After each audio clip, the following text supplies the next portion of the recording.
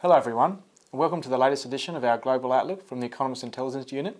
My name is John Ferguson and I'm the Director of Global Forecasting here, and I'm joined by Mike Jakeman, our Global Economist and Lead US Analyst. Today we want to talk about a few topics, the change in our China forecast, some upgrades to our US forecast, trade as another big issue we want to talk about again this time, and Iran and US-Iran relations. So Mike, perhaps we can start with a pretty significant change to our China forecast. Yeah, that's right. For a long time we've been expecting that 2018 will be the year that the Chinese government sort of grasps the nettle on deleveraging and starts to smooth that the pretty rampant increase in the debt to GDP ratio. We've been looking very closely for signals from the government after the big Politburo meeting at the end of last year that Xi Jinping would use some of his influence that he gained from the party congress to drive this deleveraging program, but it just isn't there. So we've had to review our forecast this year. Consequently, we now think growth is going to be significantly faster in China in 2018. Previously, we had this big step down in growth from about one percentage point, a full percentage point, yep. which is, for China watchers, is much bigger than we traditionally tend to see. The government's been very careful in slowing the economy very, very gradually. So because we're not going to get this big step down this year, we've put our forecast up. So we were at 5.8% for this year. We now think it's going to be more like 6.4%. Right. That 0.4 slowdown from last year is still noticeable. Yep. We often have several years where growth is essentially the same year on year. But this is nowhere near as big as it's going to be before. And of course, because the Chinese economy is such a big part of the global economy, this has a feed through into our global aggregate. Trade, Asia Pacific, yeah. Yeah, so we now think that this year is going to be as good for the global economy as was 2017, where previously we were expecting 2018 to see a bit of slowing driven by China, but no longer. So we expect to see countries, possibly like Australia, South Korea, who supply raw materials, industrial inputs. We expect to see trade in those areas doing a little bit better now, given our change in our China forecast. Yeah, absolutely. I mean, because, as I said, China is so crucial to global supply chains, this is going to be a feature that filters throughout Asia and then increasingly outwards. Exactly. What it does mean is that in a number of countries, you mentioned Australia is a good one, we're now likely to see monetary tightening happen sooner. Right. Than we previously expected. So in a sense, what we're seeing now is a bit more foot to the floor in terms of the progress through the economic cycle. Fewer countries are going to kind of hit a bump in the road now as a result of removing this China call from the forecast. Right, and we should emphasise that we believe the Chinese authorities will still address the issue of debt, the issue of the concerns around debt sustainability, but just not prioritise it to the level we thought. So they've got other priorities now they're focusing on. So a lot of talk now around trying to double real GDP from 2010 levels by 2020. But we think, therefore, after that goal is reached, which we think they will reach, there'll be more policy space to allow growth to fall to a more natural level. Yeah, that's right. So in order to get this doubling GDP target, we need growth of 6.3% a year in the next 3 years, which is very achievable. After that, we think that some of the language that Xi Jinping used in November around more inclusive, better growth might start to feed through into a policy space, which policies to sort of reduce inequality perhaps, and also potentially, we hope, start to think more about debt sustainability, because in this period that ratio is going to continue to rise. This sort of issue hasn't disappeared simply because it's dropped out of our short-term forecast. Absolutely. So for us, the medium-term risk has gone up. In a way, they've kicked the can down the road. They will reach the target by 2020, but absolutely for us, the medium-term risk has gone up. So maybe that's a good segue into some of our concerns around trade, and we think 2018 is going to be a big year for sort of trade relations. With a change in our China forecast, it is now no longer, the way we do our global risk forecast, we focus on the next 2 years. So I just mentioned before that our medium-term risk for the Chinese economy has gone up, but in the short term, that has subsided somewhat. So in place of that, our new top global risk is related to our concerns about a global trade war. So I should reiterate that this is a risk scenario for us, but we are concerned for a lot of reasons, and for us, it focuses on the relationship of US and its major trading partners, particularly China. And January, where we're sitting right now, on January 18th, this is particularly a big month for trade and really set the tone for the rest of the year. So to provide some context of this setting on US-China trade relations, there's just a number of fronts. I won't go through them all, but just a couple that we are particularly worried about. So last year, the Trump administration initiated what's called a Section 232 investigations into steel and aluminium imports from China. The interesting thing about these investigations was that they were linked to national security, which might sound like a bit of a stretch, but the logic there would be, from the US perspective, that Chinese imports into the US economy of steel and aluminium actually presents a national security threat, the ability of the US to actually meet its sort of security needs. Another investigation launched last year, which we're expecting to sort of really ramp up and hear the results of the investigation this month, is another more acronyms and terminology in the trade world, Section 301, which relates to the US's view that US firms doing business in China basically have to hand over a lot of intellectual property. Sure. Now, this is a concern, and in some respects, Mr. Trump has touched on something that has been a concern from US businesses for a long time. The worry for us, particularly with Section 301 and the IP concerns, is the way the Trump administration has gone about this. So this is an old US trade law, which does give the Trump administration, Mr. Trump, the ability to act unilaterally. And we've actually just seen some news come out today that Mr. Trump is considering a large fine, what is called a big fine, on China for this sort of perceived threat of US intellectual property and technology transfer. Now, we don't know what that big fine, we don't know what that means, but it is a worry for us, and it is actually what we're expecting of the Trump administration this year. So given the many fronts of trade concerns, we do believe Mr. Trump will act in these areas, and today we're seeing maybe the first steps towards that. So we've got a situation now where we've actually, because of the China changes, increased our trade growth forecasts for 2018, but at the same time we've also promoted a bigger risk up to the top of our Yes. global risks. So there's a good economic story here, but it comes with an even bigger portion of risk to what we had before. Exactly, and I should be clear, a global trade war is not our central forecast, but it is our top global risk. And the Section 301, where Mr. Trump can act unilaterally, that is the concern, because if everyone starts acting unilaterally rather than going to the WTO, that's when we get this sort of global trade war situation.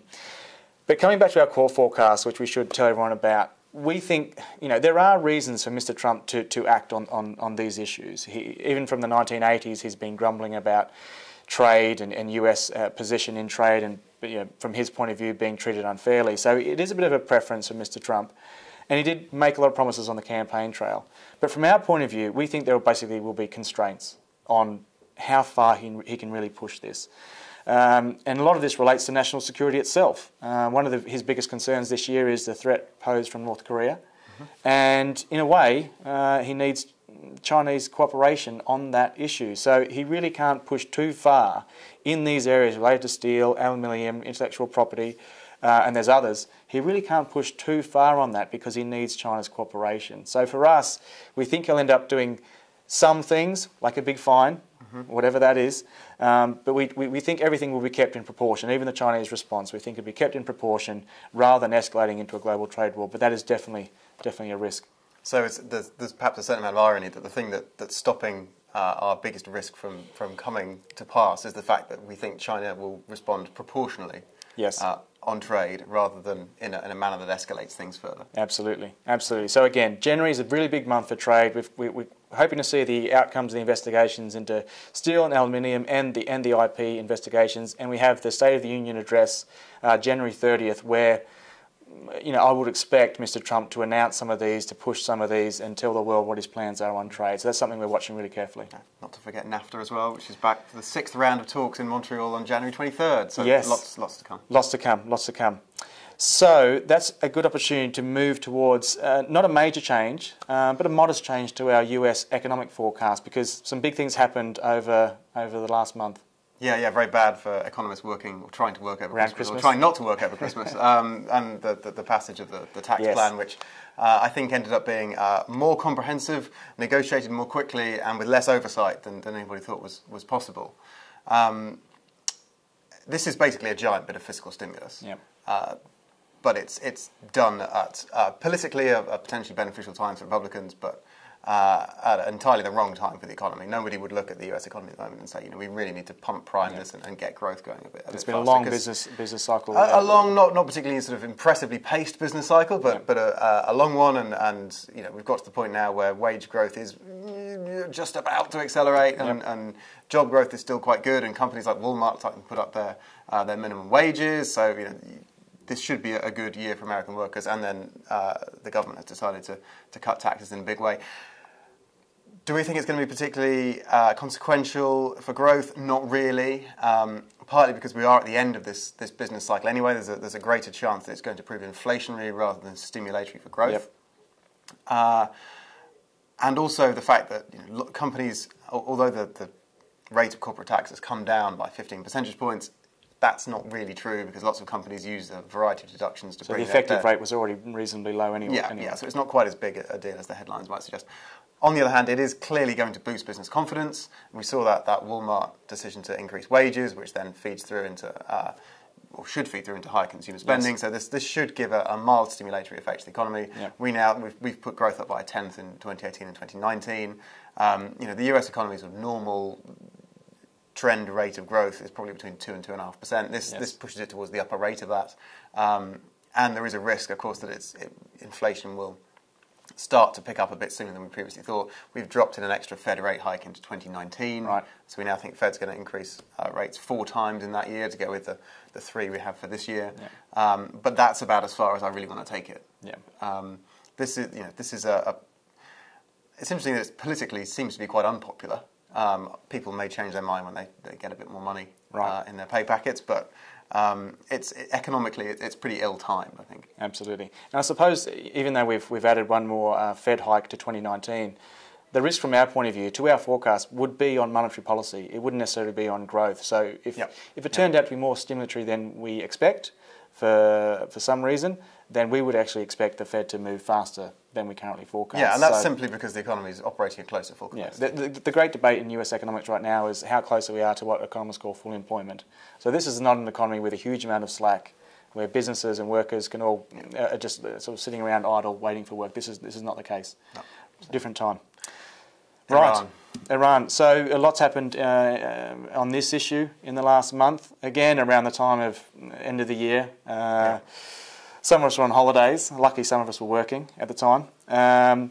We saw a fresh round of protests in Iran, domestic protests. A little bit different to what we've seen in the past, but the concerns here were driven by economic concerns, and mainly driven by the fact that the perceived economic impact of the nuclear deal agreed in 2015 with Iran and the P5+1 has benefited the Iranian economy, perhaps not to the extent that everyone expected.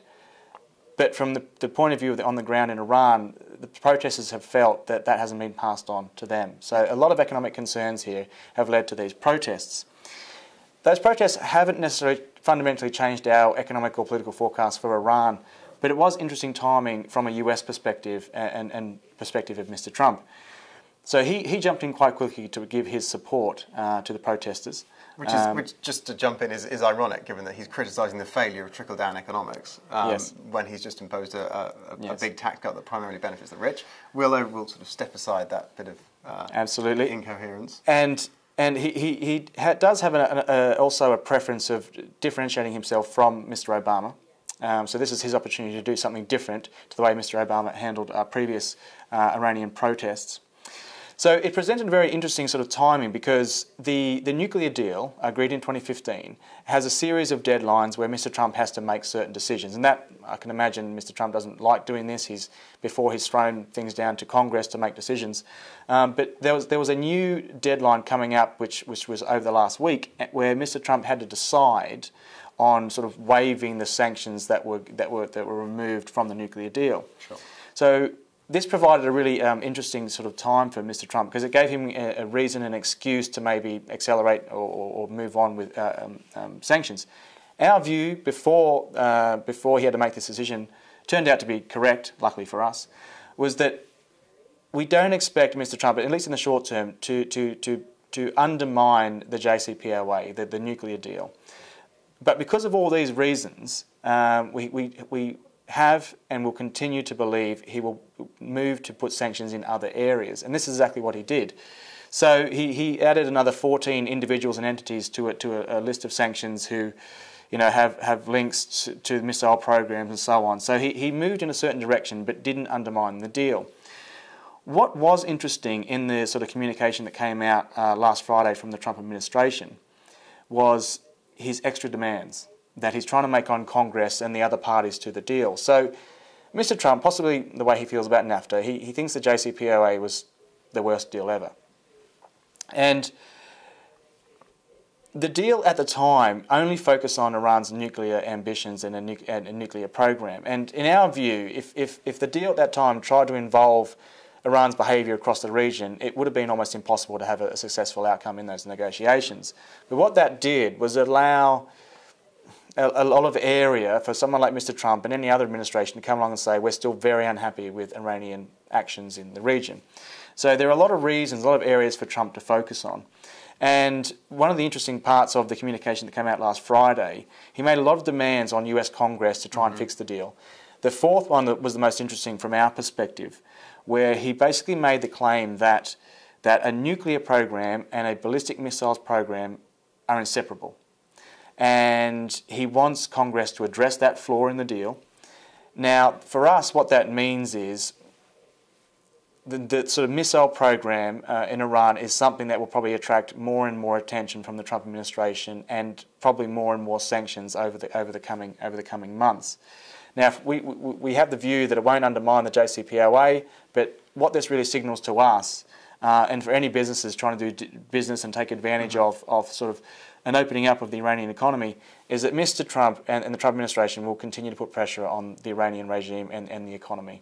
And it might be more individuals on the sanctions list, and it most likely will also be the missile program there in Iran. So it does present a very challenging environment for businesses, and it's something we expect Mr. Trump to continue over the next 6 months. I'm seeing a sort of slight parallel with Obamacare here, where it's something that Trump doesn't quite dare to take away completely, but it's something that he's able to sort of weaken from within by making it more and more difficult for the deal or the legislation to operate in. Yes, yes. I mean, that's an excellent parallel, because, you know, in a way, the JCPOA deal is good for Mr. Trump, but he will try and undermine it and maybe repackage it, and he's asked Congress to basically do that. And if he can do that, possibly in similar to his goals in healthcare, he'll be able to claim that he's got a better deal. Yeah, a better deal. A very Trumpian sentiment. Yes, and I mean, that's going to be a massive challenge, but in the short term, again, you know, the relations between US and Iran will be very, very challenged, and any businesses will find it difficult doing business there in Iran, particularly US businesses. But Mike, for now, that's probably enough. We've gone US, China, Iran, but I'm sure there'll be lots more to talk about, particularly the State of the Union from Mr. Trump at the end of this month. We'll be back next month to talk more about it. But thank you all for listening, and we'll talk again next time.